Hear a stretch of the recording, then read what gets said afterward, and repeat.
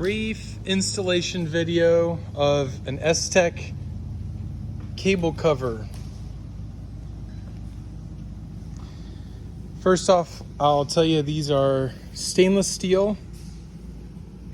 The units are blasted and painted on the outside. They have 4 break angles on them.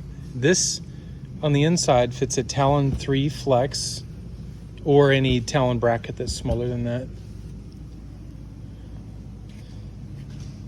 These dashed lines are specifically there for when these units need to conform to a curved tank surface. In that procedure, what you'll do, and it's real simple, is you'll make sure that this inside channel pops to the outside. See how that bends just a little bit? And you might need to assist that with your hand. And then you'll come to this side and you'll want to make sure that this side is also angled outwards, and it'll be more angled than what you see here. And when you install this, the way that these specifically engineered cuts are put in this cover, it will origami fold in those locations conforming to that curvature on the tank surface. Otherwise, if it's a straight section, these will remain unbent, just straight as you see here. And you will install them with the magnetic pads the same way. Okay, so let's look at these magnetic pads. Now, this is an older unit, it's not painted. This takes 5/16 by 1 inch hardware that's included. These go on the outside of the cable cover, and from the ground you really won't see these at all. They should be camouflaged in with the tank. Install a washer onto your bolt and insert it through all 6 of these connections, as I've done here. These are done loosely. And you'll come over to this side to tighten down the nuts. Now, we need to make very clear that all of these pads have to be installed in a straight line on both sides. So it's a good idea to use a straight, flat surface to guide you in that process. In this procedure, I have this on a wood table with a cloth on it, and I'm using the table plane to ensure that these are installed flat. The other nice thing is I can use the index of this inside channel as ensuring that all the pads are installed straight. What you don't want is a pad laying flat, the next one is bumped up, the next one's bumped up like that. You will not have good magnetic interfacing. So you want everything to be nice and flat. These are hover bolts. These are 5/16 hex cap bolts. They are different than the bolts that go in here. Okay. These have little nylon ball ends. And what these are used for, and we call these the hover bolts, they go through this threaded insert. Riv nut, it's threaded insert. So these are installed with that ball down, and before you install these on the tank, you will take a series of hover bolts, and you'll have to share hover bolts from one to the other, because there's fewer hover bolts than the total supplied quantity. So these get fastened all the way down, and you can use a cordless driver for that purpose. And what the hover bolts do is allow you to have command and control when the magnetized units are placed on the tank. These serve as a standoff device that keep the magnetics from fully contacting the steel surface. And when you have this arranged on the tank leg, column, shell, wherever your steel is, align it, make sure everything looks good, make sure there's nothing impinging in here, and you will set your driver in reverse, and you will slowly back out these drivers, and that will effectively lower the magnets closer to the tank, making a full magnetic bond. And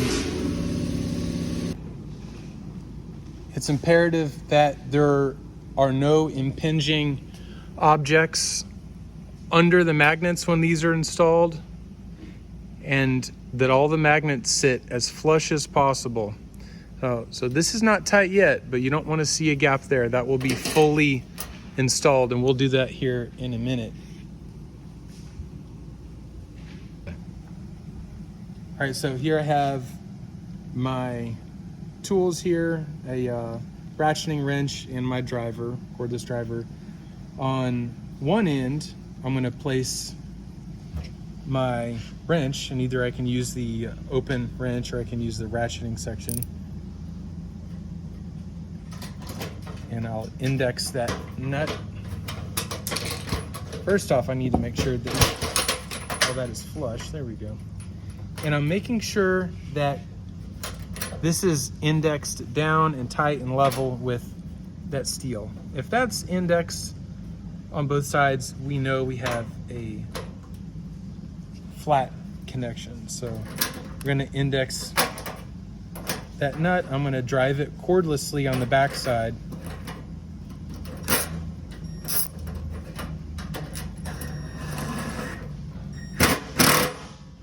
And I'm ensuring that it's fully tightened. Okay, so that fastener's all the way down. I'm going to do that on all connections. You might need to use the open end wrench in that tighter area. And I am consistently looking to make sure that there's no gap.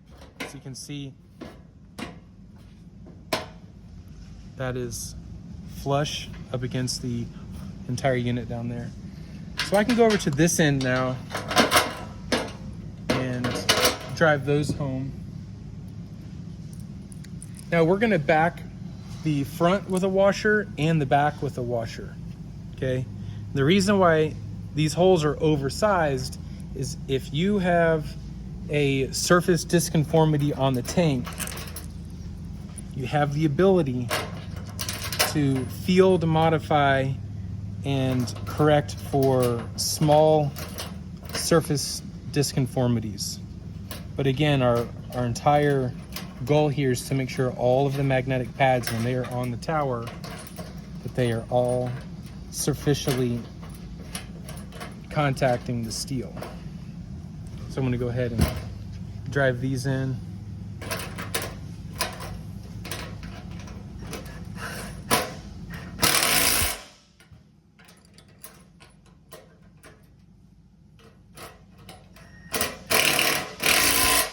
Make sure you bring all of your tools to accomplish this to the tower side,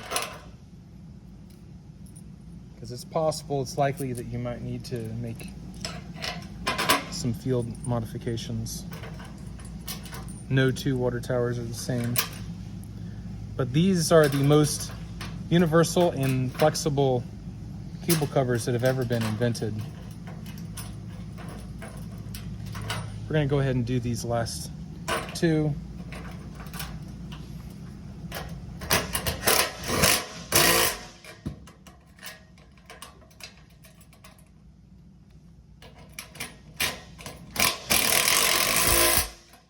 The reason I chose to do so many fasteners to disperse the pressure on this, so that we have a very long-term survival of the steel, and that the force from that wind is being spread fairly evenly over, you know, all 6 of those fasteners. So let's come around to this side and see that we have washers on all the units on the outside, washers on all these units. These are all tight. And before we're going to place this, we're going to put that in the down position. We're going to raise all of the hover bolts. Okay. So when you have 6 pads installed in this configuration with the hover bolts down, that is ready to be installed on the tower. So there are 3 on one side, and there are 3 on the other. Okay, a Talon 3 that is loaded with cables will fit on the inside, even duplex. There's enough housing in here to make sure that a Talon 3 Flex is able to fit. All right, here's a Talon 3 Flex. This is the Estech magnetic bracket. The Flex line, Talon 3 Flex, this is the 3rd size up.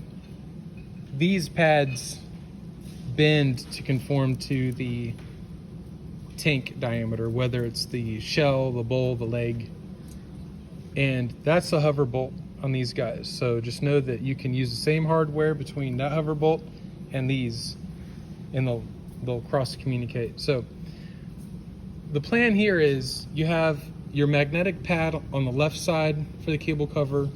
You'll have another one over here. This is specifically made to have a Talon 3 fit in the middle without any impingement in between these 2 different products.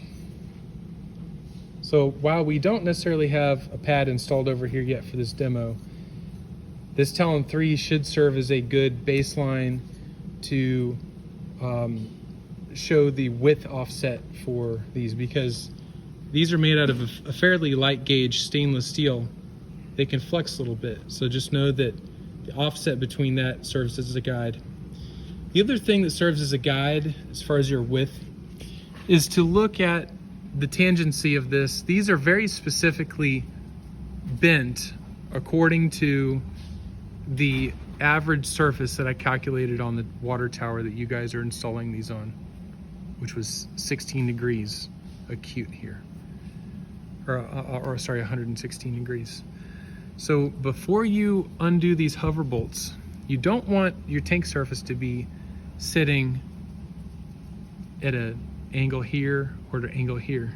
Before you undo these hover bolts, you want the steel to be generally flat under these magnets, and then when you undo the hover bolts, it'll close that gap.